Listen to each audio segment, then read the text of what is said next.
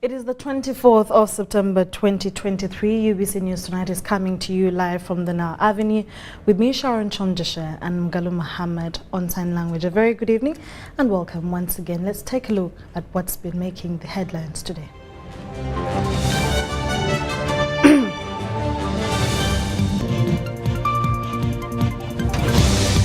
Coming up, First Lady Janet Museveni commends Led Kamia's education legacy.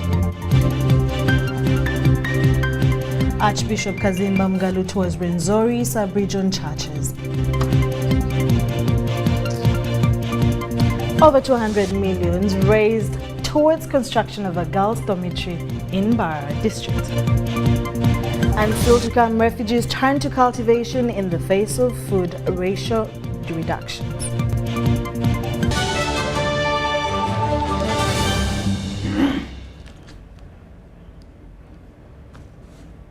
We start off today with the Minister for Education and Sports, Janet Museveni, who has applauded the enduring spirit of the late Samson Kalibala in his contributions to education. Janet Museveni praised the selfless act of donating a girls' dormitory to the government and a facility initiated by Mama Kamia in 2019 as a testament to the commitment of good education. The First Lady, Janet Museveni, has announced her support for the school's plan to construct another girls' dormitory, acknowledging the importance of expanding educational infrastructure. This kind gesture is truly an honor in memory of the founders of this noble cause. I thank you for promoting girl child education and for motivating your children by providing this conducive environment as they go through school. Janet Museveni reminded the audience about the vision of establishing a government secondary school per sub-county and the deliberate decision to have seed secondary schools as the schools due to the significant facilities required for boarding schools, including sanitation and kitchen facilities. Now, when we say that we build more dormitories here, what does that mean? It means that the children will be boarders here. They will stay at school. That therefore means we have to feed the children at school. We have to have washrooms. We have to have a sick bay. We have to have those extras that the school perhaps doesn't have right now. So who will take care of that part for the children? I want us to know this and be deliberate about what we do. Because building another dormitory is something we can sit down one day and raise money for and build another dormitory. But that's not enough. Who is going to feed those children? Who's going to take care of them when they leave in school? Is the community willing to take that responsibility? That's the question. She encouraged students to develop the character necessary for success and urged duty bearers in Ramagua sub-county to address the issue of school dropout rates. Encourage your children to enroll in school and to complete their education. Please shield them from the negative effects of domestic violence and early marriages. Indeed, I'm disheartened to learn that girls in this community have a high school dropout rate. When I hear of parents, guardians, and community members perpetuating negative cultures that undermine girls' dignity and education, it is saddening. It is so sad.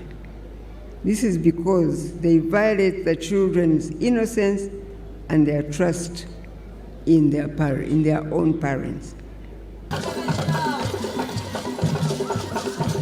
Inspector General of Government Betty Kamia and the chairperson of the foundation body of Samson Kalibala Seed Secondary School expressed their appreciation for government support, which furthers the educational dream of Mama Kamia's late father, who aspired to provide education to the community. President Natula Wotudde ekibiina ky'abantu kino kyonna ekitudde wano ne bajja okumwaniriza. N'agamba bannalaakaayi nti ŋŋenda kubazimbira essomero. Twagala okwebaza nnyabo nga gwe minisita w'ebyenjigiriza mu 2018 ne tufuna grant ya World Bank ya buwumbi 2 miliyoni 100. N'olagira bazimbe ebibiina, science lab, computer lab, multipurpose hall, ekisaawe ky'omupiira eky'omulembe, toilets ezisaanira, amayumba g'abasomesa, office ya headmaster ey'omulembe n'ebirala nga chairman wa board bw'abyanjudde. Ffe abaalina abasomesa 5 ate nga si batendeke, ministry yo n'etuwa abasomesa 25 nga bonna their government basomesa ba gavumenti abatendeke. Since being handed over to the government in 2015, the school has received over 2 billion shillings for infrastructure development, resulting in increased enrollment and improved academic performance, thanks to funding from the Uganda Intergovernmental Fiscal Transfers Program, backed by the World Bank. Sudat Kaye, UBC News. Thank you so much, Sudat Kaye. Moving on, the Archbishop of the Church of Uganda, His Grace Dr. Stephen Kazimba Mugalu, has warned against abortion, asserting that it contradicts God's teachings. His statement was made during the inauguration of a maternity ward and theatre at Nyabugando Health Centre 3, situated just a few kilometers from the Mpondwe border in Kasese district. The Archbishop of Uganda, Dr. Kazimba Mugalu, has emphasized the importance of creating an enabling environment for pregnant mothers to deliver safely in healthcare facilities. He also took the opportunity to call upon all citizens to join the fight against corruption, which he believes hampers community development. He condemned the act of abortion. Bless this Camp Optimism Club. Bless this area. Bless Uganda.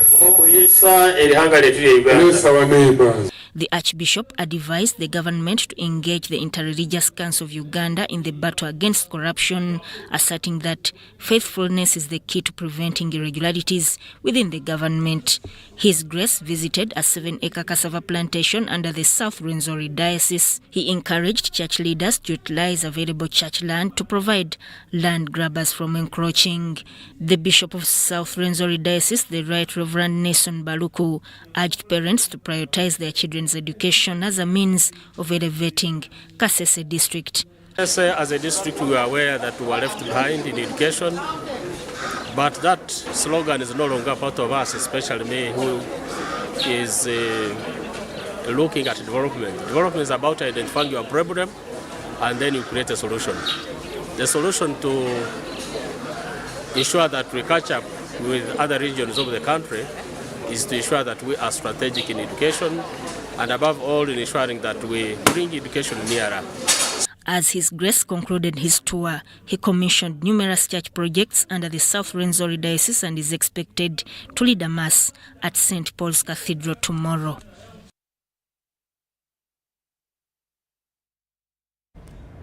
In more stories, the Minister for Security General Jim Muhwezi has encouraged the general public always to emphasize working together in improving the education sector. Muhwezi was officiating the fundraising drive towards the construction of St. Peter's SSS Katukuru in Bara district, where over 200 million Ugandan shillings was raised in cash and pledges.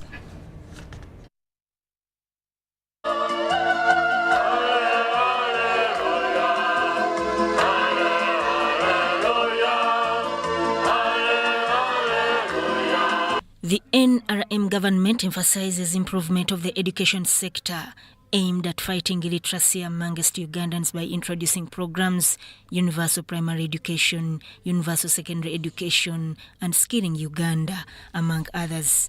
Now, the Minister for Security, Major General Jim Muhwezi, encourages Ugandans to utilize the conducive environment in the education sector to continue working together with government to improve the sector to reduce illiteracy. Muhwezi was officiating the fundraising drive towards the construction of the girls' dormitory at St. Peter's SS Katukuru in Mbarara district. Over 150 million shillings was raised towards the construction works.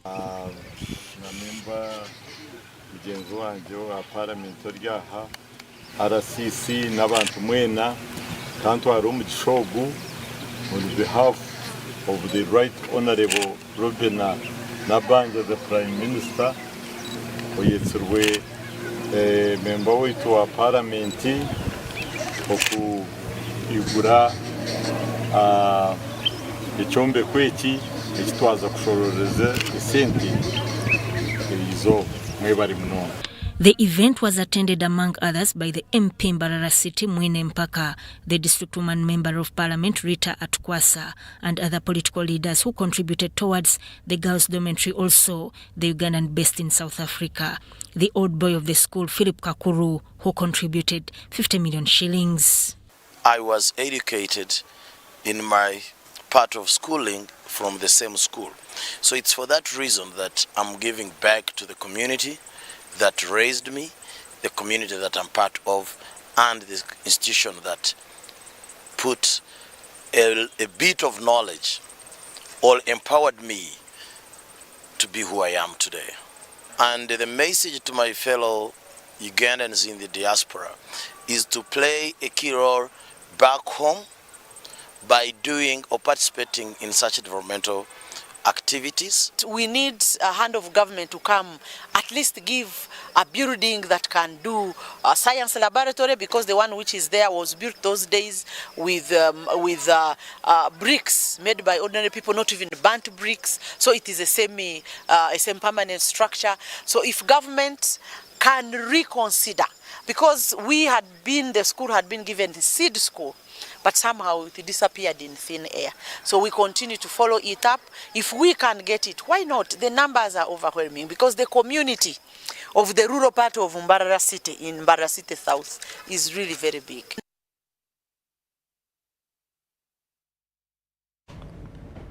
Residents of Rutete West Cell in Kagadi district are in utter shock after discovering a lifeless body of a 48-year-old man murdered and dumped in a pit latrine. The late Peter Ngonzwoha was a butcher and a resident of Rutete East Cell in Kagadi district.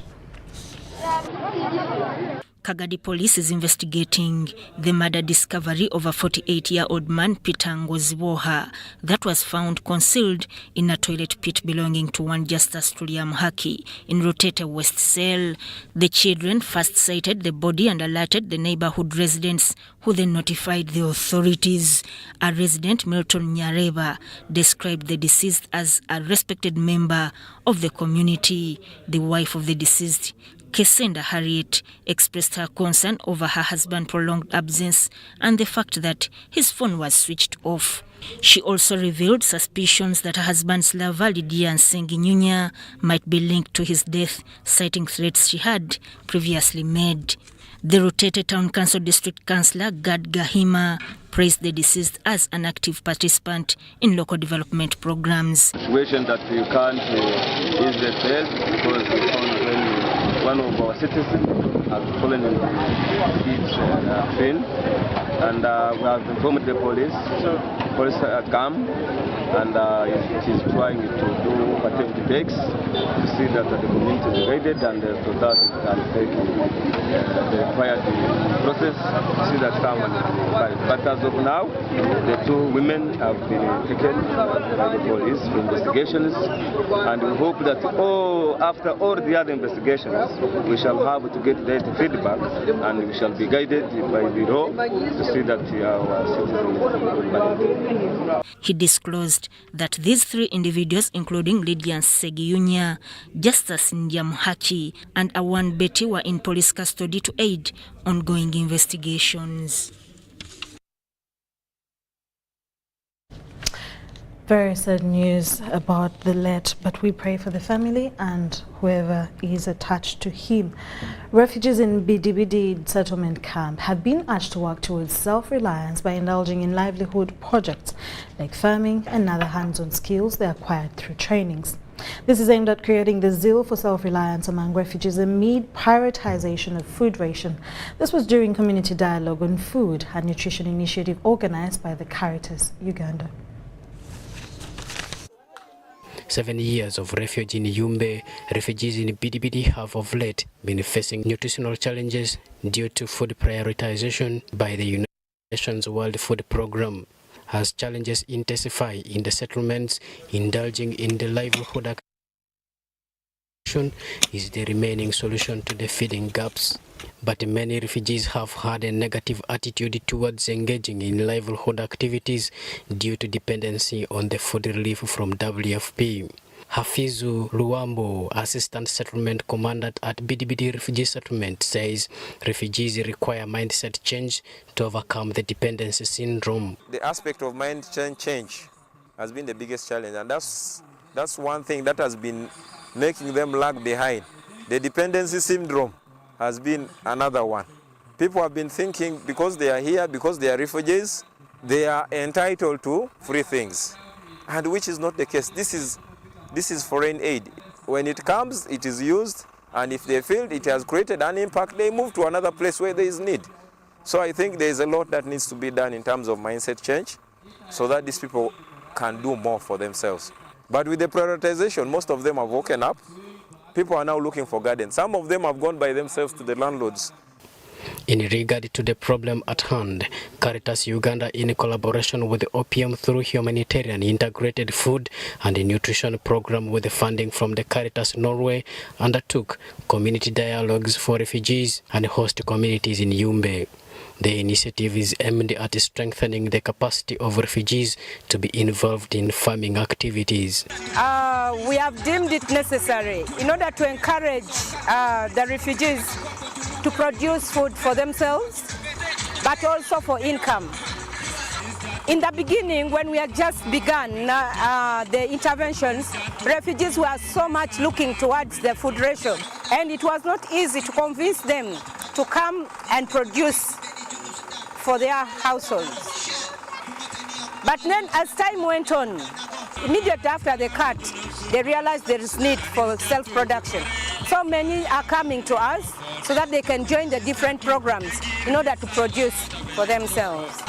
We have called for this dialogue so that the communities themselves can identify the different issues or challenges, the problems that they are facing that are leading to failure in agriculture production. However, the Office of the Prime Minister has embarked on exercise of engaging host communities to donate land to refugees to participate in farming to generate food for themselves for survival despite the communal land tenure system. A lot of interventions have been put forward by different partners in terms of scaling, engaging on farm activities. So our current focus this year is to ensure that we secure more land, and this land here we wanted to get it so that we would give it to the refugees. However, for the refugees that have managed to do farming in the communities they live in, stray animals have been a big challenge to the crops they grow. This is a challenging issue since the arrival of refugees in 2016. You find people can cultivate, but a stray animal from the nationals may come and destroy the crops, so making the farmers to lose interest in cultivation.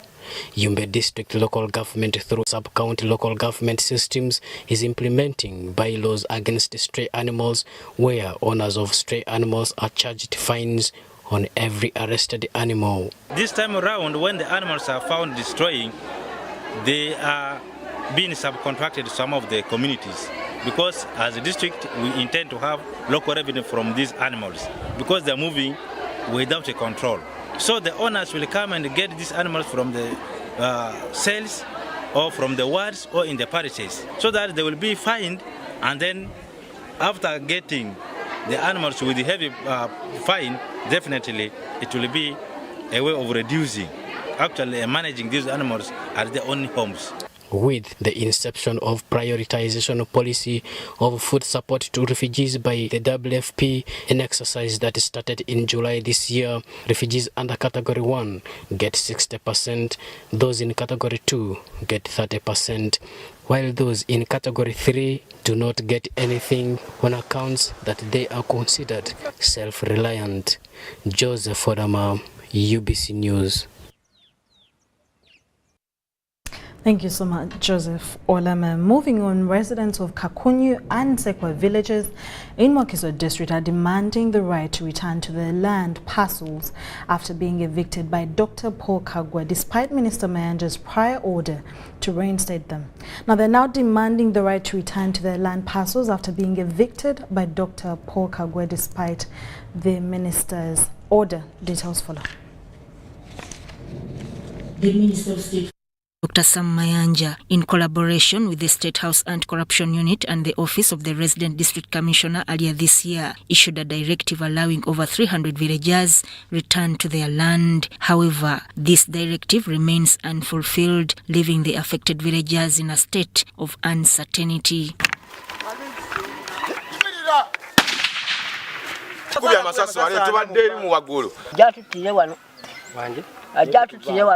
State Minister of Lands Dr. Sam Mayanja has been instructing the RDC and the police to facilitate the return of Bibanja holders in Kakunyu and in Sekwa villages located in Namusera, Wakiso district.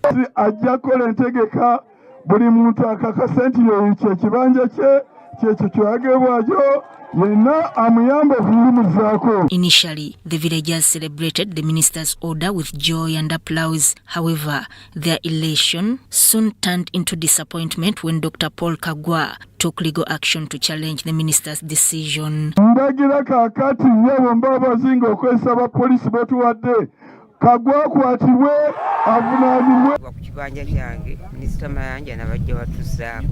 A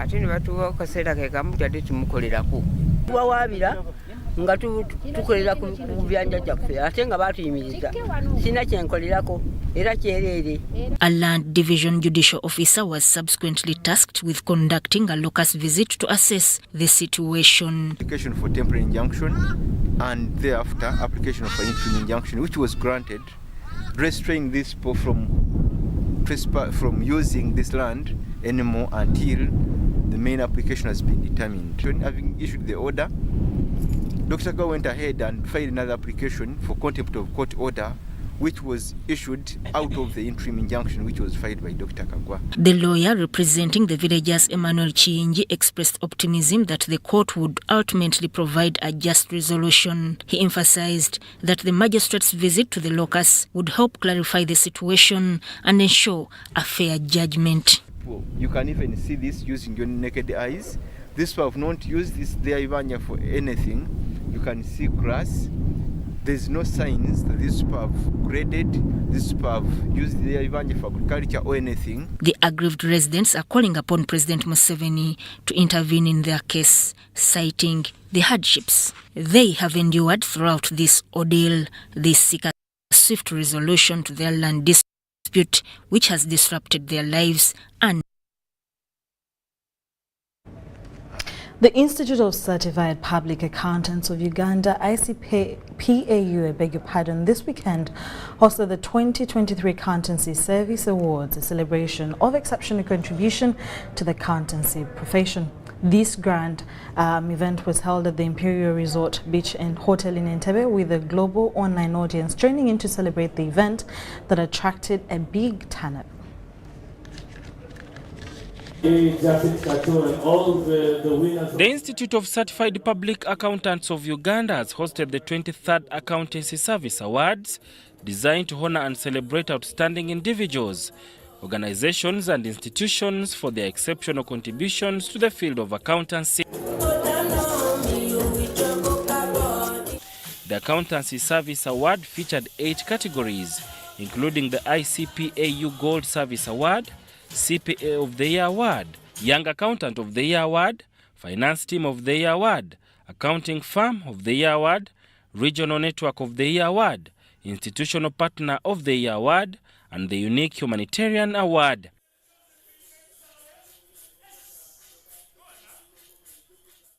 The president of ICPAU, Josephine Osia, explained that these awards serve as a tribute to individuals, organizations and entities leading the charge in supporting and impacting both individuals and the accountancy profession. This award comes as a recognition for the great work that the finance team has done.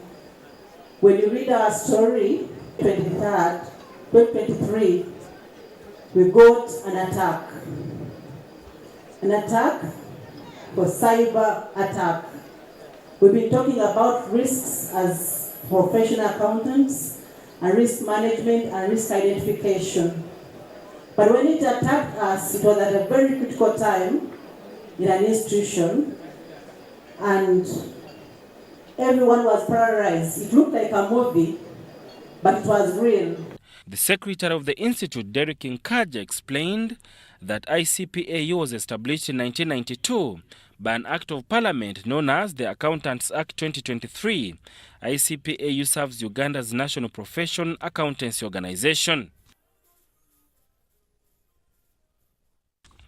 The winners were celebrated during the ceremony held. In more stories, the Environment Committee of the Lions Club, along with Leo's committee members, conducted a tree planting service activity over the weekend in the schools located in Namulonge area, Busukuma sub-county in Nansana municipality, Wakiso district.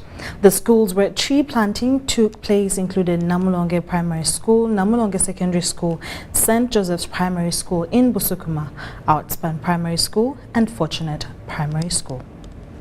Volunteers from various Lions clubs such as Kampala Central, Kasangati Greater and Kampala East, as well as Leos from Makerere University, actively participated in planting trees across these schools in Namulonge, Busukuma sub-county. The team also dedicated time to educate the school children about significance of tree planting and the various uses of trees. When I was looking for the schools where the trees can be planted, I had to look for him. I went to their school because they are my neighbor. I said, how do I go to other communities to serve? Yet where I'm staying, they really like, they're young to have these kinds of services. Upon arrival at the schools, the participating club members were warmly received and enthusiastic children eagerly joined in the tree planting activities. We are going to manage to conserve the environment. We have been conserving it, but still, I think what we have done today is we are just going to improve on it. The planted trees predominantly consisted of fruit-bearing trees, with the hope that they would eventually provide both fruits and shade for the schools. The team was led by Jimmy Weisiga Oyesiga, the chairperson of the Environmental Committee of the Lions Club of Kampala Central.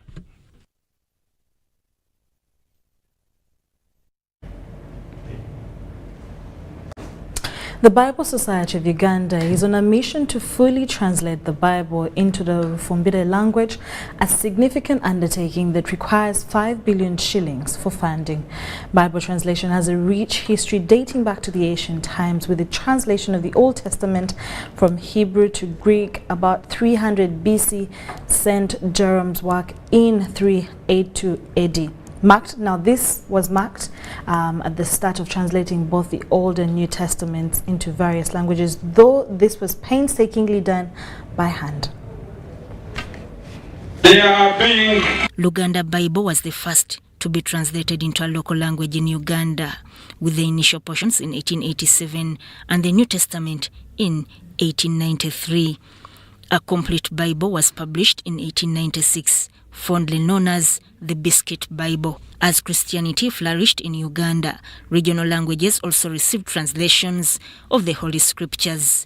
Out of Uganda's 43 languages, Bible Society of Uganda has successfully translated the Bible into 20 languages. Peter Lumbuye Serumaga, Bible Society of Uganda's acting Secretary General, revealed that Rufumbira translation began 3 years ago through collaboration among religious leaders and committed Christians.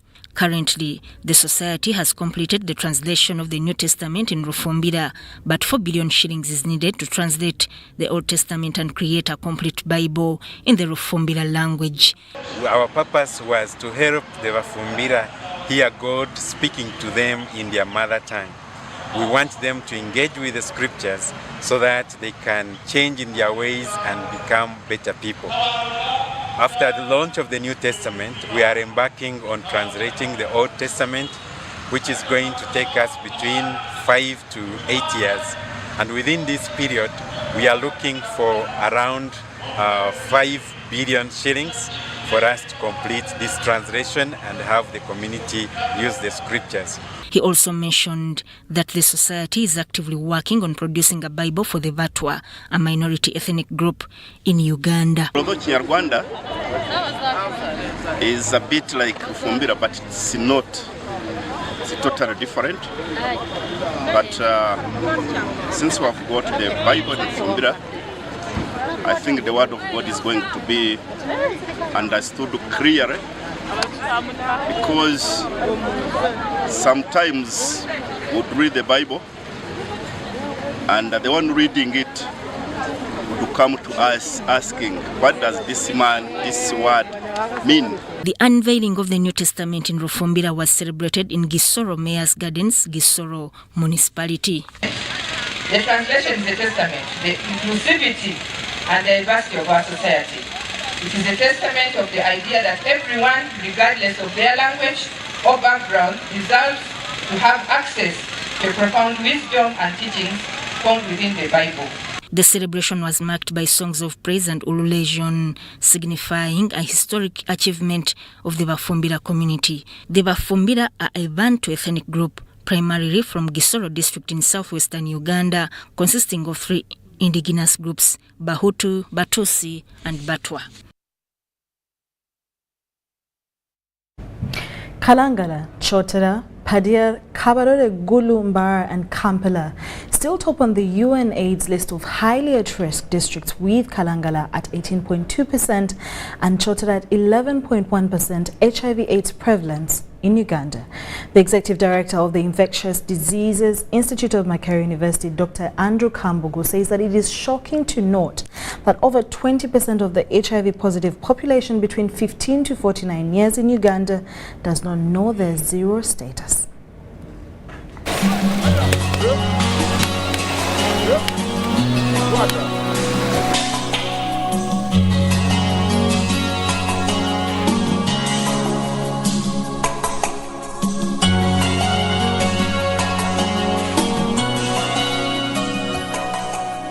As HIV/AIDS pandemic eradication advances to the 2030 UNAIDS target, there are great roadblocks to treatment and support, leaving many adolescent girls and youth at risk of raising infection. With young people accounting for more than 27% of new HIV infections, HIV/AIDS service organizations under the community-led monitoring are calling upon government to scale up healthcare service delivery and reduce stigma among the infected. There's a lot of human rights violations that recipients of care report, and that affects access and utilization to services. So our call to action is that we need to listen more to the voices of the communities, the voices of the recipients of care, but also make sure that we address those gaps that they raise. That, for example, if a person comes to a facility, they should be listened to. They should also be given an opportunity to express themselves, so that at the end of the day, whatever service they are going to be given results from the dialogue, the conversation, and appreciation from the person who is receiving the service. The Executive Director, Infectious Diseases Institute of Makerere University, Dr. Andrew Kambugu, revealed that the Uganda population-based HIV impact assessment gave very dreadful revelations on the spread of HIV. What the study found is that out of every 5 Ugandans between the ages of 15 and 49 years, only one in 5 Ugandans were not aware of their HIV status.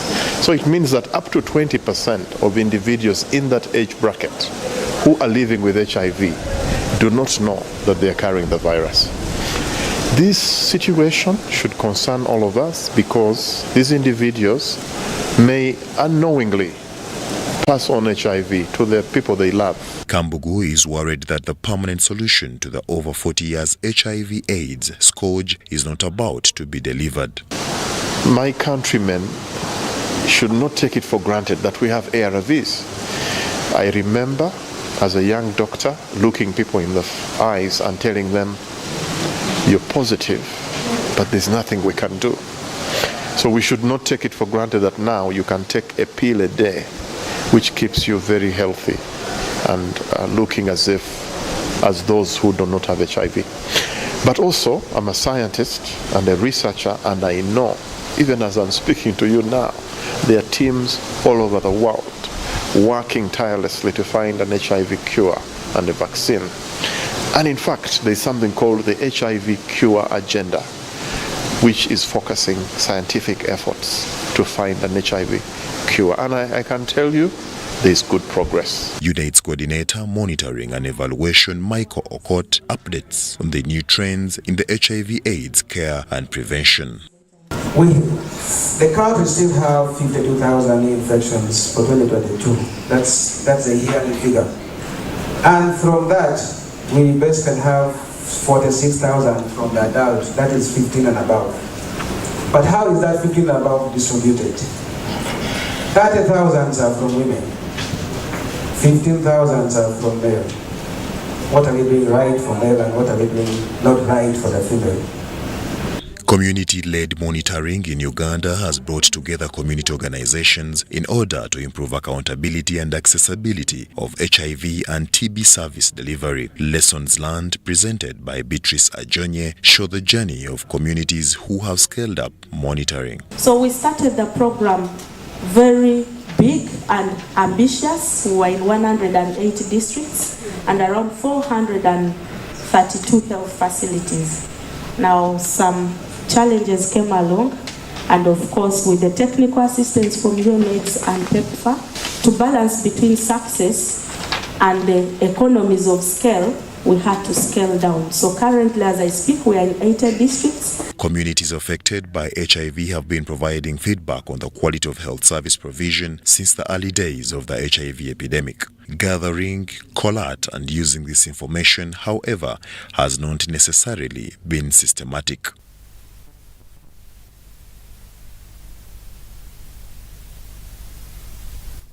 As I would say, is the environment conducive for effective counseling? Sometimes our patients are just stubborn. Sometimes they just try to appear, who is this asking? Is there anything that might come with it? Can I show more vulnerability? Maybe I'm going to earn something. Global support is growing for communities of people living with and affected by HIV to collect and use their data to improve their health and broader societal situations, and to hold decision makers and service providers accountable for reaching their HIV commitments. Jethro Kasaiji, Douglas Setumba, UBC News. Thank you so much, Jethro and Douglas, for that wonderful story on HIV and AIDS. Now, before we take a short commercial break, we will return with an interview with the Principal Public Relations UNAID, Mrs. Jennifer Karule Musamba, to highlight to us what is exactly happening, given that we're about to enter the busy season of October to December that features PLE, USE, and UCE examinations.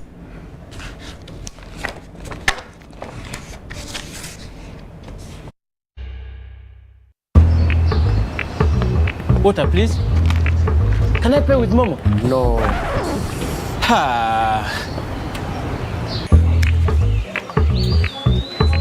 Hey, can I pay with Momo? Here's our merchant. Oh, very good. 7 mega? 20. Can I pay with Momo? Unfortunately, no. Baby, let's go. When paying with MTN Momo comes with more benefits for everyone, it just doesn't make sense not to have it. Hello, I've come for it. Can I pay with Momo? Yes, you can. Pay or shop with MTN Momo and get cashback every week. It's free of charge. Use the Momo app or dial *165*3#. In this family, we can't agree on anything. Martha. Ndowoza Mulabi, we can't even agree on what to eat. At least the one thing for now we can all agree on is the soap to use. He likes that it's big and lasts long. Anti-economy. I like that it keeps my skin smooth. Ate alina echovu. And the children like that. It smells amazing. Everyone is happy. Movit soap comes in 4 fantastic flavors. Movit family soap is truly soap for the whole family. Movit. All day confidence. Uncle, you should see London. Oh, my boy. This has been 5 years. You should see Uganda. Yes. Uncle Marcus, that's my former school. See, soon there will be more than 1 million children learning like this for free. This is impressive. Do you even have connection out here? Well, we have 100% 4G countrywide. Okay. We even have 5G too. That's approximately 700 billion Uganda shillings in tax, making Airtel one of the largest corporate income taxpayers over the last 5 years, helping build a better Uganda. Today your son saw our new Uganda. Thank you, Uganda, for imagining it with us and making us the fastest growing telecom in the country over the past 5 years. Uganda is a source, transit, and destination for adults and children who are either forced or deceived into forced labor, organ harvest, sacrifice, and commercial exploitation. Trafficking in persons is a serious crime and gross violation of human rights. Report suspects of trafficking in persons to police for investigation and prosecution. Suspects are either close friends or relatives. Victims of trafficking are not criminals and need protection. This message is brought to you by the Coordination Office for Prevention of Trafficking in Persons, Ministry of Internal Affairs. The Vice-Chancellor of Gulu University wishes to inform the general public that Gulu University will be hosting the 5th Biennial African Philosophy World Conference from Monday 18th to Wednesday 20th September 2023. The opening ceremony and keynote presentations will take place from Acholi Inn on Monday 18th September 2023. The rest of the presentations will take place on Tuesday 19th and Wednesday 20th September 2023 from Gulu University under the theme Gender Dimensions of African Philosophy from the following international scholars: Professor Taban Loliong from the University of Juba, Professor Anke Granes from the University of Hildesheim, Germany, Professor Silva Tamale from Makerere University, Professor Josephine Ahikide from Makerere University, and Professor Ebunuloa Olufemi Oduwale from Olabisi Onabanjo University, Nigeria. For more information, visit the conference website. Dear customer, why pay for more when you can only pay for what you use? Enjoy the best value on daily voice bundles now charged per second. For example, if you call for 23 seconds using our 25-minute Bona bundles, only 23 seconds of that call will be charged, leaving you with 24 minutes and 37 seconds to talk longer with your loved ones. Dial *100*1# to buy a daily voice bundle today. Airtel, a reason to imagine.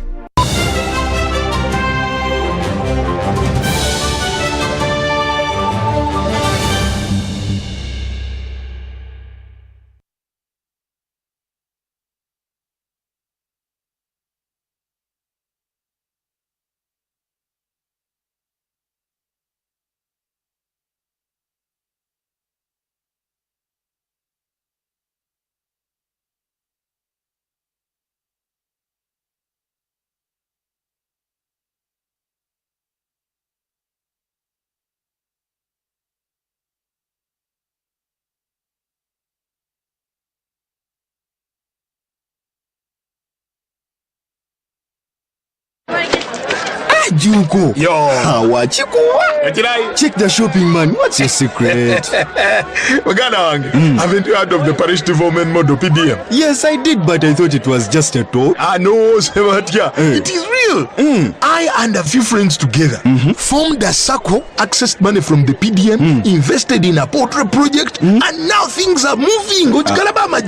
Juko, I thought I was one of your friends. You are. But you left me behind. I didn't leave you in poverty. But what you do, just visit your LC2 chairperson and your parish chief and start the process of economic transformation.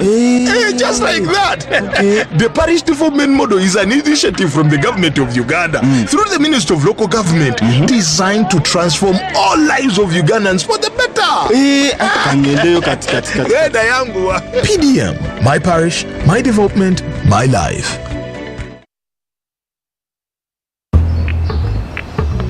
Water, please. Can I pay with Momo? No.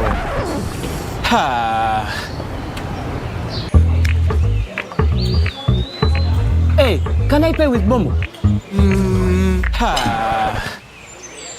Here's our merchant code. Very good. 7 mega? 20. Can I pay with Momo? Unfortunately, no. Baby, let's go. When paying with MTN Momo comes with more benefits for everyone, it just doesn't make sense not to have it. Hello, I've come for rent. Can I pay with Momo? Yes, you can. Pay or shop with MTN Momo and get cashback every week. It's free of charge.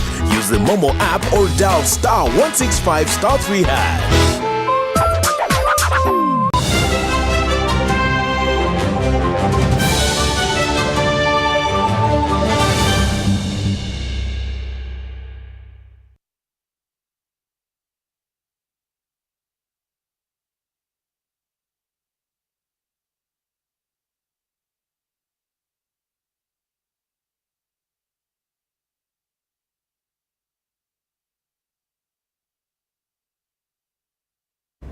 Thank you so much for still watching UBC News Tonight. Welcome back from that short commercial break. As earlier promised, as the examination season rapidly approaches, encompassing the busy period from October to December, featuring PLE, UCE, USCE examinations alongside the implementation of a new O-level curriculum and various other emerging factors, we're honored to have Jennifer Kalule, the Principal UNEB Examination Officer, join us for an insightful discussion on how students across Uganda are gearing up for this pivotal transitional period. A very good evening. Good evening, Tisha. How are you? Good evening, viewers.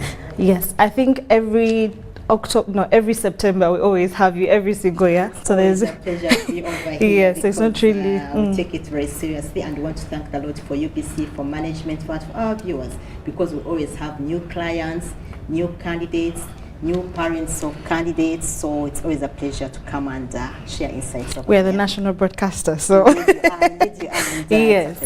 Now, obviously, we're going to be talking about UNEB and the busy period, which is October to December. Is there anything new in 2023? Oh yes, 2023 has something new. First and foremost, we are assessing the last cohort of the candidates for the old curriculum, the senior 4 candidates. So they almost do not have another option. They either pass or they pass. They have to pass the examinations. I'm not threatening them, but we have all the hopes that they're going to pass the examinations. And we want to caution them against involvement in any form of examination malpractice, involvement in anything which can lead to their examinations being cancelled or them being disqualified. And that could be anything like misbehavior. Some children kind of take to drugs when they maybe they are tensed up or something like that. You can be disqualified. If you shot at an invigilator, any kind of misbehavior can lead you to being disqualified. But most importantly, malpractice. They should not get involved in malpractice. They're talking about getting to examination paper, examination room with smuggled material, external assistance, or allowing an invigilator to support you, give you any kind of assistance, or even the so-called kasasi. where people think they are going to get a kasasi from your neighbor maybe a night before. I want to assure them there's nothing like such like a kasasi. So I want to implore them to try and do their best and prepare. They have about 3 weeks to go. Examinations are going to begin on the 13th of October. That's about 3 weeks from now. We shall start with a briefing of the candidates. And the moment the candidates are being briefed, then there's no more teaching and learning. They just have to be on their own. So I want to encourage them through this period to do all they need to do. Make sure they do all the revision. We've sent out the timetables. Make sure you get a copy of the timetable so you can get to know which subject is going to be done on which day, which paper on which day. But also we have the instructions that guide them, that they get to know what they need to do and what they must avoid. So it's very critical, please. Make sure you do get a copy of the timetable. We've sent them to the schools. They are all over on social media, and even the parents. We want to encourage the parents to also do the same. Look through the timetable, look at the guidelines, look at the instructions, and see how you can be able to support the learners. We want to encourage our parents to support the learners very much. We realize that candidates who have been supported are they perform better. They need your moral support. They need your spiritual support. They need you to encourage them. Let them know they can make it. Encourage them. And for some schools, they need to have some, even the feeding, try to support them. Make sure they feed quite well. They need to drink a lot of water, lots of fruits. Do any kind of support that you can do for them. But most importantly, encourage them, support them, pray for them, assure them they have what it takes to pass the examination, and discourage them from bad company, which would get them into being violent, getting involved into malpractice, anything that can lead to disqualification. Let's support them. Thank you. Now you talked about how this is the last cohort of the lower curriculum, yes, old curriculum, and we have the next time I think we'll be sitting the first class of the new curriculum, O-level curriculum. Yes, please. But I still want to know, regardless of you having instructions and making sure people have to pass, what is UNEP doing about it to make sure that there's a solution in case you have those that fail, because it's sort of inevitable. Yeah, I know it's inevitable. Maybe before I get to that, there's something I want to remind also. First and foremost, I want to ask all the candidates and all the parents, first and foremost, kindly confirm that you are registered as a candidate. How do you do that? We've asked the schools to, it's a requirement by our law, the UNEP Act 2021, for schools to display registers of candidates. So right now, we expect all the schools to have the registers of candidates on their notes boards. Is there anyone that supervises that, regardless of it being part of the law? Yeah, the Minister of Education does, and we also have our scouts who go out there. Right now, we have our teams which are going to the field to train to do various trainings. So we do monitor that as well. So have you already ascertained who has registered? Oh yes, we have. Oh yes, we have. But for, the critical thing right now at this point is for the parents and the candidates. First of all, to confirm you are registered. After confirming you are registered, confirm the correctness of the data, the biodata. Confirm the name. Your name is the spelling of name, the date of birth, the order of your names. Confirm the gender. Somebody is a female and they put male against the female. Confirm the picture, that is actually your photograph, and it's the resolution which is required, because that's what's going to happen to appear finally on the certificate. So we want them right now to confirm all that, and then after that confirm the subject you've registered for, all the other details, but critically confirm the biodata. Make sure it is correct. In the event that there's a mistake and want us to make an amendment, we want to ask you to let the school know, and then the school is going to get back to UNEP through the portal, where they can even come to our offices directly, so that we can be able to make the amendment, so that we have correct data. P7 candidates is very critical for parents of P7 candidates to make sure they give us the correct biodata, because it forms the basis for even the senior 4 and the senior 6. So once you have wrong biodata at P7, you are likely to have it go on till senior 4 or even senior 6. So for P7 candidates, senior 4 candidates, and even senior 6 candidates, kindly confirm that the data you've submitted is correct. Okay. You can also confirm via your phone to confirm if the learner is registered. You go to the SMS menu on your phone. You need to know the index number of the candidate. Type reg, that's REG, leave space, put the full index number of the candidate, and then send to 6600. You'll get the details of the registration. Okay, so back to the question, what happens to those that will be failing, or yes? Those that will be failing, God forbid.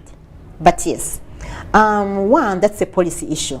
As a board, we have made proposals. We know, first of all, we've done benchmarking in other countries.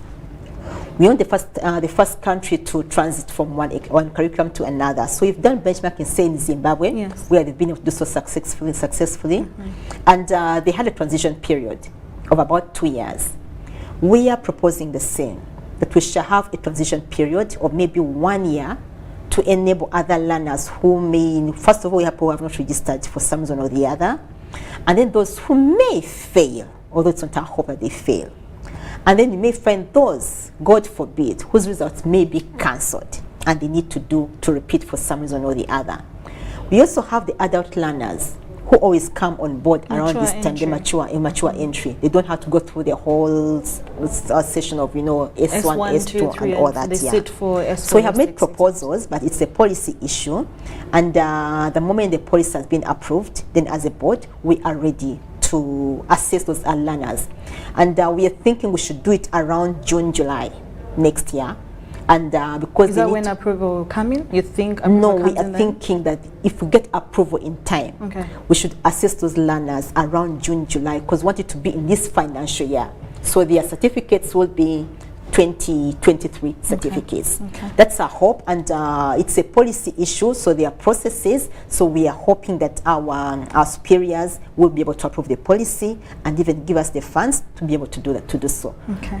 However, for the for the current candidates, yes, let's just look forward to passing this examination. Yes. Any last remarks apart from encouraging them to pass, because this is the end of the last cohort of the old curriculum? Yeah, let them be confident. I believe that they have what it takes to pass, because if they've been studying, if they've gone through all the, the syllabusing, they should be able to pass really effectively well. So for the teachers, please let's support the learners, teach them now, take them through what they need to go through, but don't make them think they're going to get involved in malpractice. Mm-hmm. There's nothing like a kasasi. No one is going to get access to a kasasi. So kindly use the next 3 weeks to do your revision, to study, do the group work. And oh yes, I want to ask the teachers, for the subjects which need to submit coursework, please, deadline is 30th September, which is this coming week. Kindly submit the courseworks for all the learners. Yes. Please do submit the courseworks. Thank you so much, Mrs. Jennifer Kalule Musamba. Thank you. You've had it from the Principal Public Relations, UNEB. Mrs. Jennifer Kalule Musamba, make sure you're ready to sit for your exams, and obviously have faith, because yes, you can pass, so that you don't have issues, since this is the last cohort of the O-level examinations. Now, moving on in more stories, to deal with standards and fine market for Ugandan products and services is greatly challenged by lack of skilled professionals to fulfill the supply chain. The Senior Presidential Advisor on Investments, Odrek Rabogo, says Uganda still needs more technical personnel to manage the domestic and international markets. He was commissioning over 500 graduates who have undergone vocational training in different occupations. Muganga has a detailed report on the story.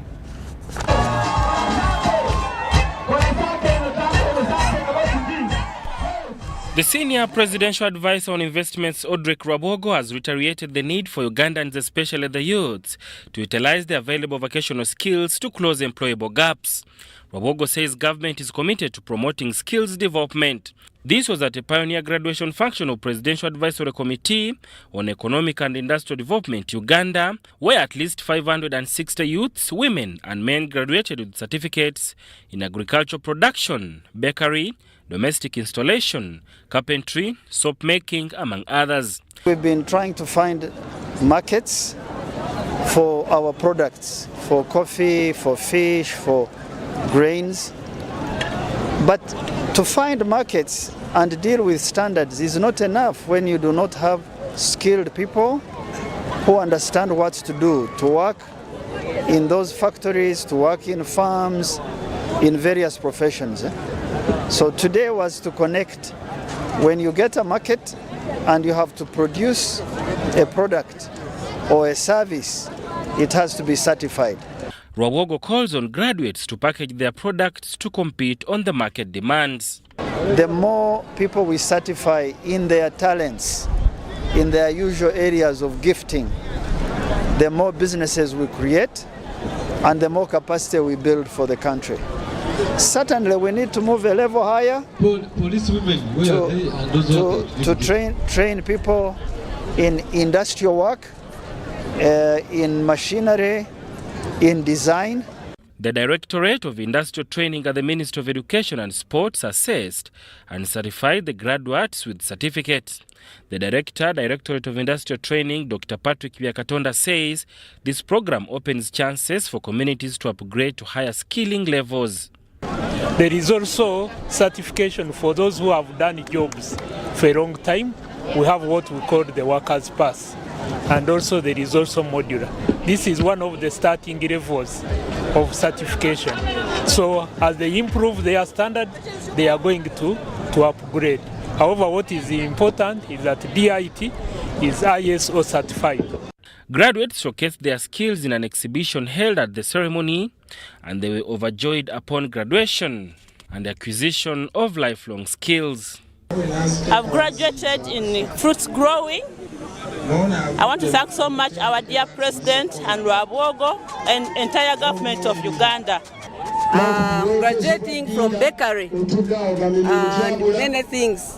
I thank the government of Uganda and His Excellency the President. Sada Mubale, Henry Muganga, UBC News. Well, that's all we had for you for now. Do join me again at 10 p.m. for more news coming your way. My name is Sharon Chondishan. Stay tuned for more programming coming your way too.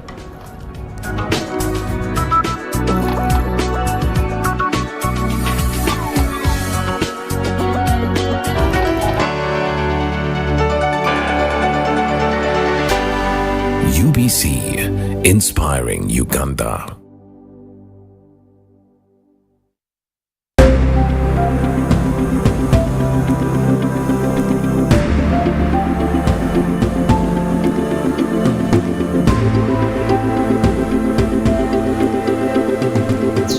Nibanyita kana nyinita says Nwagaba, commercial officer, Abantungamo district government.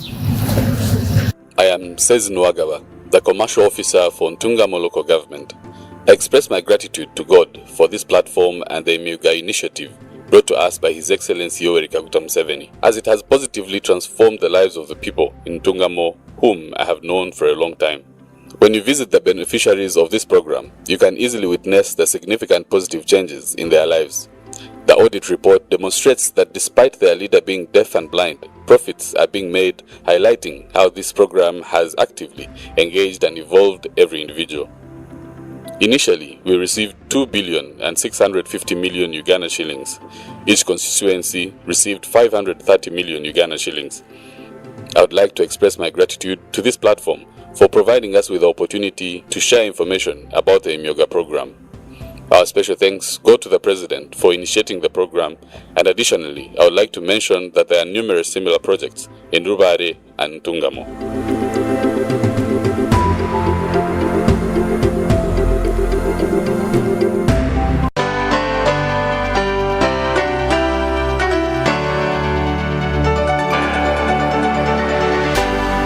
UBC, inspiring Uganda. Youth of Purpose.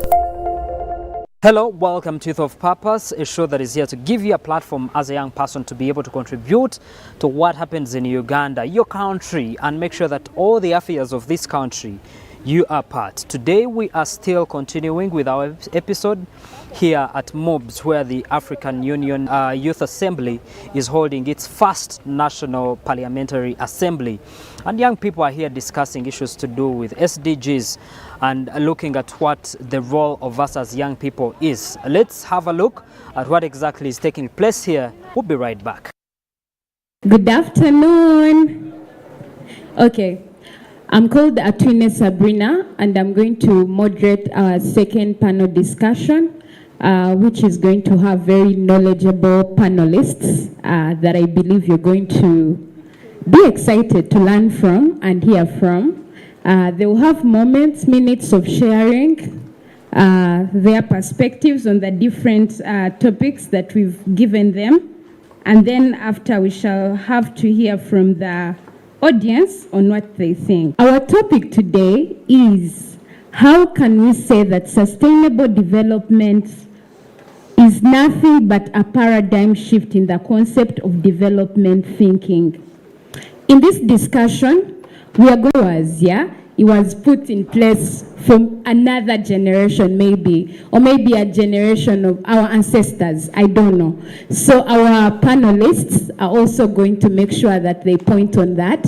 Is Agenda 2030 actually our agenda, or we are just being, led into the wrong direction?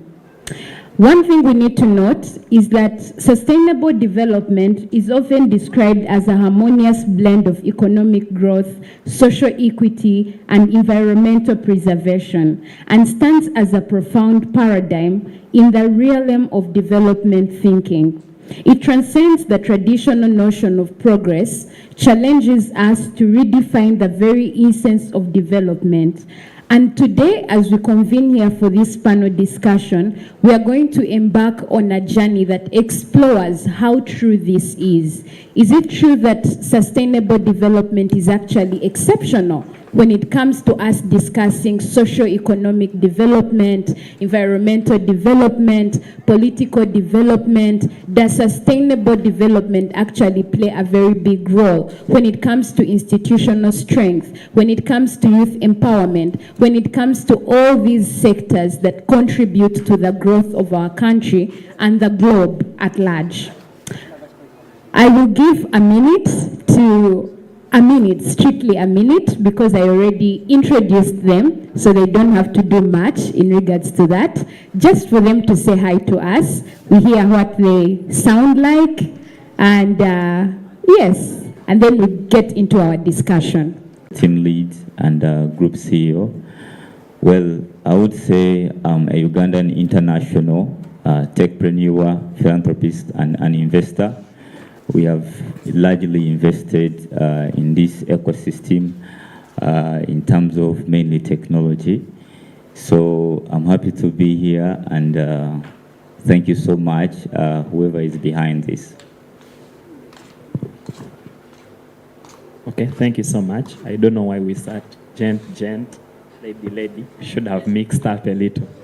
My name is Roy Rugumayo Kusemererwa. I'm glad to be on this panel. Thank you. Good afternoon, everyone.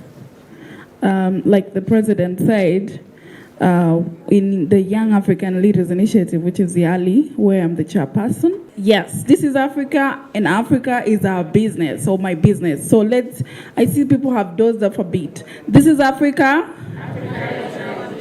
Yes, Africa is our business. My name is Faith Myra. Besides leading YALI Uganda, I am a public health specialist. I'm very passionate about sexual productive health for young people and adolescents, and also work around gender issues on women empowerment. And I love the previous discussion. I'm looking forward to see how this unfolds and learning from each one on this panel. Thank you so much. Good afternoon, everyone. My name is Namkose Mariam, and besides being a former Guildy president, like Sabrina introduced me, I am the vice president of the African Union Youth Assembly Ugandan chapter, and I also co-found an education initiative. And I would also love to say that I am really passionate about the sustainable development goals, and I will be defending them, even when people believe that maybe they are not issues that concern us Africans, but rather they are issues to be handled by the whites. Thank you so much. Already wanted to send this question to you. Can you help us understand briefly what we mean when we talk about sustainable development? Of course, in line with the goals, yeah? I want you to interest the House into understanding the concept of this whole, idea of the United Nations. Is it something that actually brings us together or separates us? Yeah. Sustainability means that we are going to be able to meet the needs of the present, at the same time we preserve the future of those that are going to come after us. What does that mean? That in everything that we are doing currently, we should do them having in mind that what will the young people that are coming after us going to meet? I would maybe, like you say, that we should relate that to the goals. We have among the sustainable development goals, we have zero poverty and we have